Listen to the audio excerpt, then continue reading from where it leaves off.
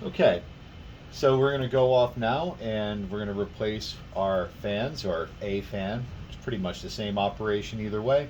We're going to go off and start by removing the power from the receptacle. We're going to go off and replace the in fan, which is the fan on the inside of the toilet.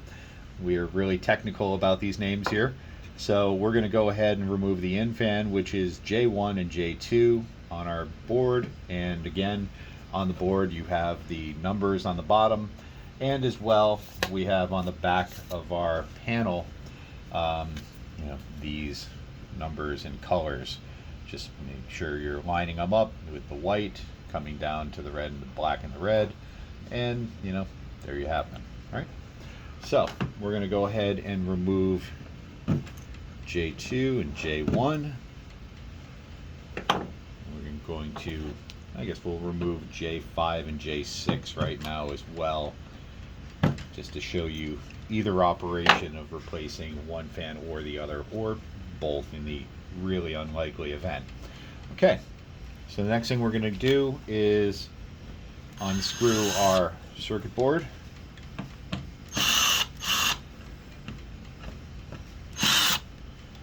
And we're just going to leave that hanging. It's fine, it's out of the way. Going to remove our tape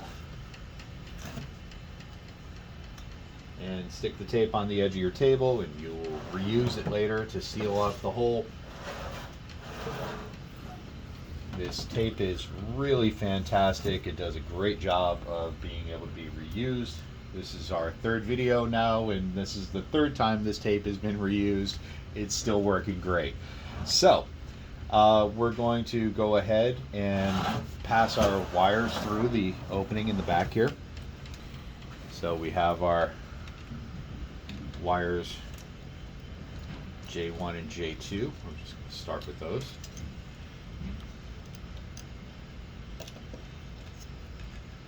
Okay.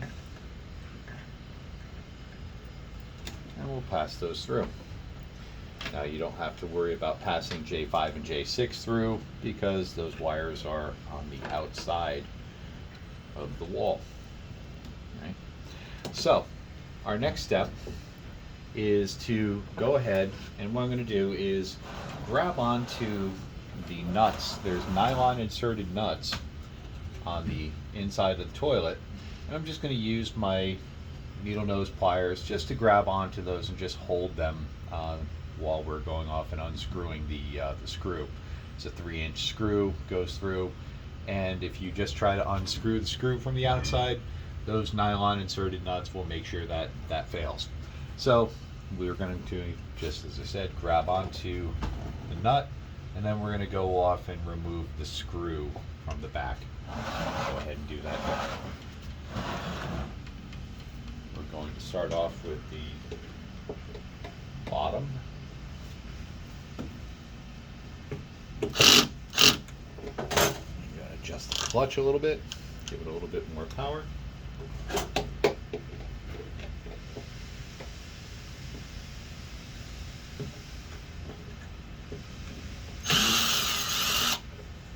Okay, there's one of our nuts, and we're going to go ahead and do the upper one now. Okay.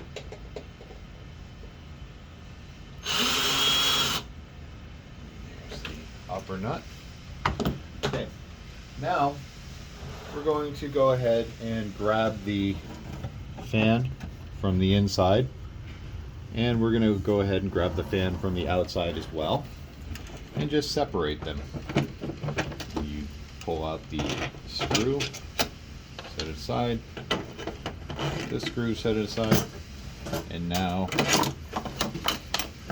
we have our fan from the inside of the toilet out of there, and as you can see, our fan from the outside is out as well.